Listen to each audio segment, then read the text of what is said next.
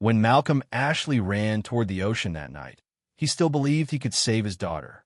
He was wrong. It was late, and the air near the beach was heavy with salt and silence.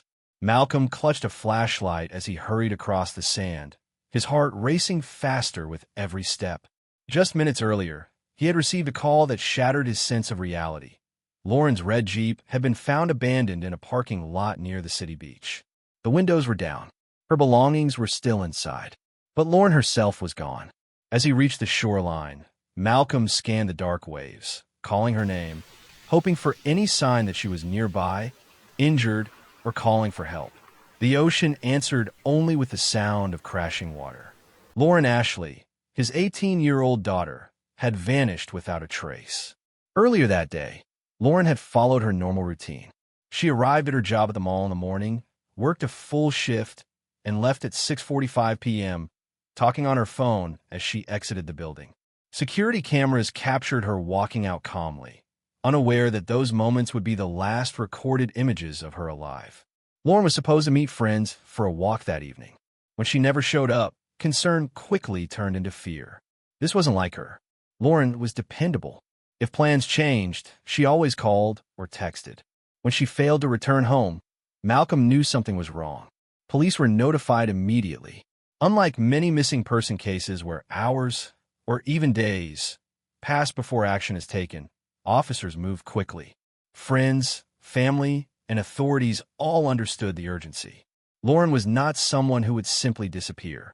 The discovery of her Jeep intensified fears. The car had been driven to the beach parking lot and left there deliberately. There were no signs of struggle inside. Her bag and laptop sat untouched. Whoever brought the vehicle there wanted it to be found.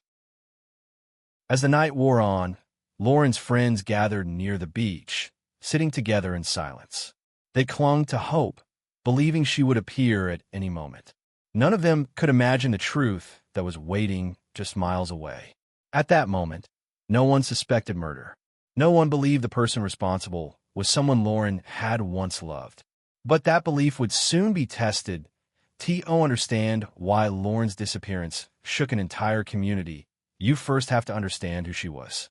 Lauren Ashley was born on April 1st, 1993, in Boston, Massachusetts, to Mary and Malcolm Ashley. Both of her parents were teachers, and from the beginning, Lauren was the center of their world. They raised her with strong values, honesty, compassion, and responsibility, believing that character mattered just as much as achievement. Even after Mary and Malcolm divorced in 2006, Lauren remained surrounded by love. Her parents shared custody and remained closely involved in her life, attending performances, school events, and sports games together. Their separation never became Lauren's burden. By the time she reached her teenage years, it was clear that Lauren was exceptional, not because she tried to stand out, but because she genuinely loved being involved. Her days were filled with music rehearsals, sports practices, volunteer work, and community events. She sang in school groups, played tennis and soccer, performed in the church choir, and joined the youth symphony orchestra. Music was her greatest passion. Lauren had a powerful voice, one that drew people in. She sang at school assemblies, local events, and charity functions. Being chosen as the lead singer in her high school's a cappella group was a defining moment for her. It wasn't about recognition, it was about expression. Beyond her talents, Lauren was known for her kindness. Friends described her as sincere, approachable, and deeply empathetic. When someone was struggling, Lauren noticed, and when she noticed, she acted. At just 12 years old, Lauren traveled to New Orleans to help families affected by Hurricane Katrina. She returned twice more, continuing to volunteer and assist flood victims. These trips weren't required. She chose them because helping others felt natural to her. At Wayland High School, Lauren was everywhere, in classrooms, on stages, on fields, and in the community. Teachers admired her work ethic. Students admired her energy. Some even saw her as a role model. She was small in stature, standing just under 5 feet tall, but her presence was unmistakable. Lauren had plans. She had dreams, and she was standing on the edge of adulthood, ready to begin a new chapter. No one who knew her believed she could simply disappear. Lauren had known Nathaniel Fudja for most of her life. They grew up in the same town, attended the same schools, and shared overlapping social circles. For years, they were just friends. It wasn't until their senior year of high school that their relationship changed into something more. Nathan was everything Lauren wasn't physically: tall, broad-shouldered, and imposing. As a star football player at Wayland High School, he was admired by classmates and celebrated at games. Coaches saw potential. Teachers saw discipline. On the surface, Nathan appeared focused and driven. To many, Lauren and Nathan looked like the perfect match. Nathan was the only child of Beth and Tom Fudja. Tom, a talented guitarist and instructor at Berklee College of Music, was well respected in artistic circles. Lauren admired him deeply and even interviewed him for a school project that later appeared online. Over time, she became a regular presence in the Fudja household, welcomed warmly by Nathan's parents. For the first 2 years, the relationship seemed stable. Lauren and Nathan spent time together playing sports, attending events, and sharing milestones typical of young love. Friends saw affection, not conflict. Parents believed the relationship was healthy. But beneath the surface, something was changing. Nathan struggled with jealousy. He disliked how much time Lauren gave to friends, school activities, and volunteering. Though he attracted attention from other girls, he was increasingly possessive of Lauren. Arguments became more frequent. Breakups happened, followed by emotional reconciliations. The relationship became unpredictable. One day, everything felt fine. The next, tension filled every conversation. Lauren began to feel drained. She loved deeply, but she was also learning who she was and who she wanted to become. And slowly, she realized that the relationship no longer fit the future she envisioned to be. Why her senior year, Lauren's focus shifted toward the future. College applications, independence, and new opportunities occupied her thoughts. She applied to Elon University in North Carolina, excited by the idea of starting fresh. Nathan, meanwhile, accepted an offer from Trinity College in Connecticut, where he would play football, a dream he had carried for years. Their paths were separating. Lauren's friends noticed the strain the relationship placed on her. They saw Nathan's jealousy, his temper, and the emotional toll it took. Together, they helped Lauren write a list, reasons why ending the relationship might be the healthiest choice. Lauren reflected carefully. Ending her first serious relationship wasn't easy, but she understood something important. Love should not feel like constant conflict. On her birthday in April 2011, Lauren made her decision. She broke up with Nathan. For her, it felt like relief, a step toward adulthood. For Nathan, it felt like devastation. After the breakup, Nathan changed dramatically. Once energetic and disciplined, he withdrew from nearly everything. Football training stopped. Social interactions disappeared. He spent most days isolated, drinking heavily and using marijuana daily. Friends noticed. Teachers noticed. His parents noticed. Beth Fudja grew increasingly concerned.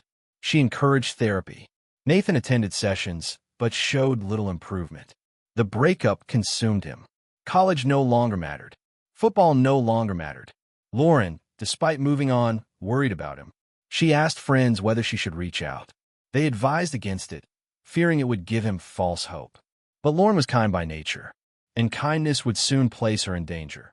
The summer after graduation was supposed to be lighthearted, a final stretch of freedom before college and adulthood. To celebrate, Lauren's friends organized a large party under a tent, inviting classmates and recent graduates. Nearly 150 people attended. Laughter, music, and excitement filled the night. Lauren arrived happy and relaxed, surrounded by people she trusted. For a while, everything felt normal. Then Nathan arrived. From the moment he entered the party, those who knew him sensed something was wrong. He had been drinking heavily, his movements unsteady, his demeanor tense. When he spotted Lauren, his attention locked onto her. At first, he tried to talk calmly. He asked if they could speak privately. Lauren declined. She had already made herself clear in the past, and she had no intention of reopening old wounds, especially with Nathan in an intoxicated state. Nathan didn't walk away. He followed her, as she moved through the crowd. Each time she tried to distance herself, he appeared again, growing more frustrated. Friends noticed Lauren becoming increasingly uncomfortable. At one point, she confided in a close friend, tearfully admitting that Nathan wouldn't leave her alone. As the night went on, Nathan's jealousy intensified. When Lauren danced with friends or laughed with others, his anger visibly escalated. He didn't want her enjoying herself. He didn't want her moving on.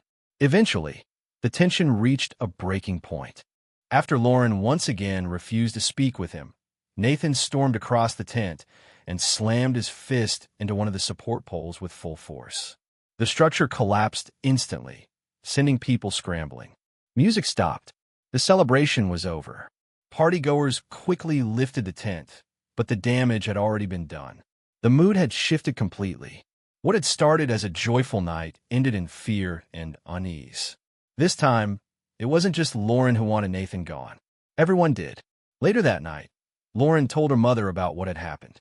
She described Nathan's anger, his refusal to accept the breakup, and how unsettled she felt. Though shaken, Lauren believed the worst had passed. She was wrong. July 3rd, 2011, began like any other day.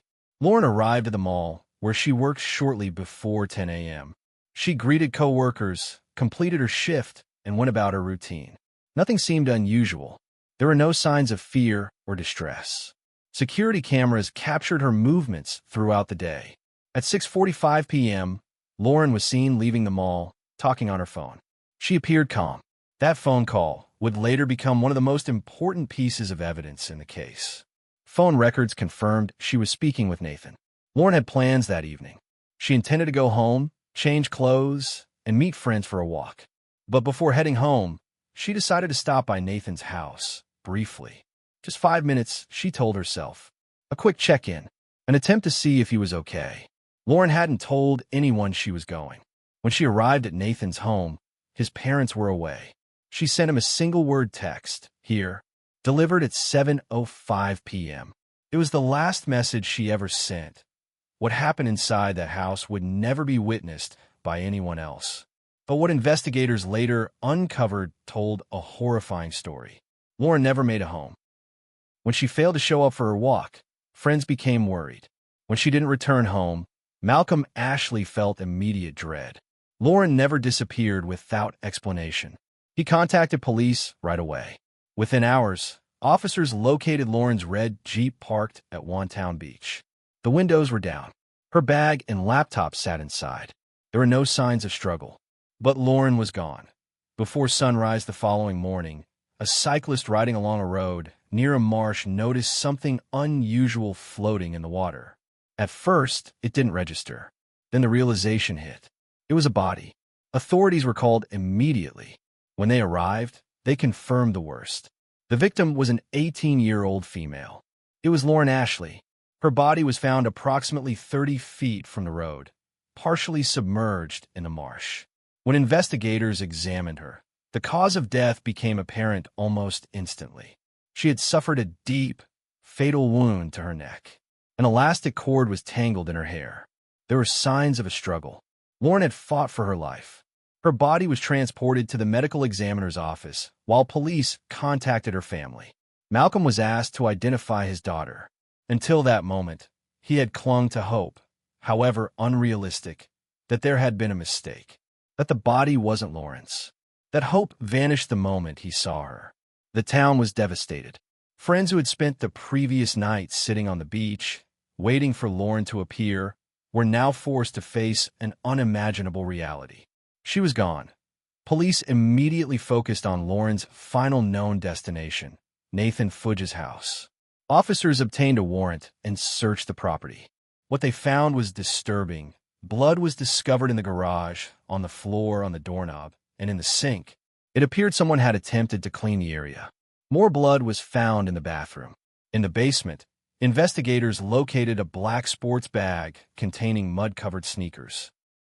In the attic, they discovered additional shoes and clothing stained with blood. Forensic testing confirmed the truth. The blood belonged to Lauren Ashley. The mud matched the marsh where her body was found. Nathan was nowhere to be found. He was later located at a relative's home and taken into custody shortly after midnight on July 4, 2011. He offered no explanation. He showed no emotion. Nathan Fudjo was charged with first-degree murder at trial. The defense argued insanity. They claimed Nathan was suffering from severe depression, substance abuse, and the effects of repeated head injuries from football. The prosecution told a different story. They presented evidence of planning, cleanup, disposal of evidence, and deception, actions that required awareness and intent. Medical examiners testified that Lauren remained alive for several minutes after the attack. The jury listened. On March 7, 2013, Nathan Fudjo was found guilty on all charges and sentenced to life in prison without the possibility of parole. As the sentence was read, Malcolm Ashley crossed the courtroom and embraced Nathan's parents, a moment that stunned everyone present. Both families had lost a child. Lauren's parents later established the Lauren Ashley Memorial Foundation, dedicating their lives to educating teens about relationship violence and honoring Lauren's passion for art and community. Justice was served, but nothing could bring Lauren back.